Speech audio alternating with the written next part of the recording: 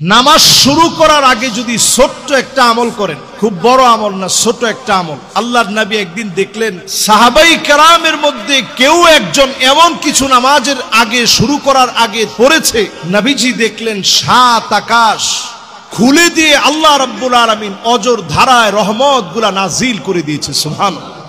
আল্লাহর নবী অবাক হয়ে গেলেন।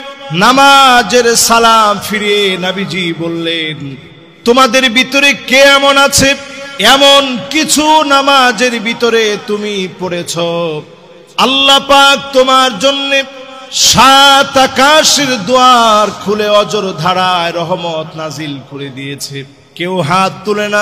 একজন সাহাবী হাত তুললেন, ওগো নবীজি আমি অতিরিক্ত ৩টা বাক্য বলেছি, আল্লাহু আকবার কাবীরা ওয়ালহামদুলিল্লাহি কাসীরা ওয়া সুবহানাল্লাহি বুকরাতাও ওয়া আসীলা। আল্লাহু আকবার কাবীরা ওয়ালহামদুলিল্লাহি কাসীরা ওয়া সুবহানাল্লাহি বুকরাতাও ওয়া আসীলা। এই ৩টা বাক্য বলেছি। আল্লাহর নবী বললেন, আমি যখনই দেখেছি ৭ আকাশের দুয়ার খোলা হয়ে গেছে, অজর ধারায় আল্লাহ পাক রহমত নাজিল করতেছে, আমার বুঝতে বাকি নেই আমার সাহাবীদের মধ্যে এমন কোন একটা আমল হয়েছে যার কারণে মালিক খুশি হয়ে গেছে। ছোট্ট এই আমলটা যদি নামাজ শুরু করার পূর্বে বলতে পারেন, আপনার জন্য ৭ আকাশের দুয়ার যিনি খুলে দিবেন তিনি কে? কখন পড়বেন? নামাজ শুরু করার আগে।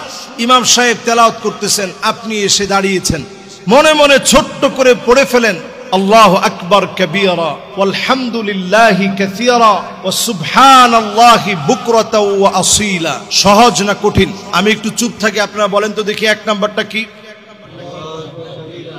আর একটু জোরে বলেন তো ১ নাম্বারটা কি? মাশাআল্লাহ, আল্লাহর নামটা যেই তো সবচেয়ে দামি। বড় আওয়াজে আপনারা বললেন আল্লাহু আকবার কাবীরা। ২ নাম্বার, ৩ নাম্বার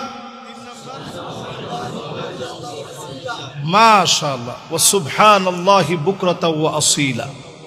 এই ৩টা বাক্য যদি শুধু আপনি বলতে পারেন, আল্লাহর কাছে আপনার দাম কেমন। আব্দুল্লাহ বিন ওমর বলতেছে, আমি নবীজির সামনে বসা ছিলাম, নবীজির সামনে বসে আমি নবী করিম সাল্লাল্লাহু আলাইহি ওয়াসাল্লামের এই কথা যখন শুনলাম, সাহাবীর আমলটা যখন আমি শুনলাম, মা তারাকতুহুন্না মুনযু সামিআতুন নবী সাল্লাল্লাহু আলাইহি সাল্লাম, এই ৩টা বাক্যের কথা যখন নবীজির পাক জবান থেকে শুনলাম, জিন্দেগিতে আর কোনোদিন আমি এই আমলটা ছাড়ি নাই। সুবহানাল্লাহ বিহামদিহি।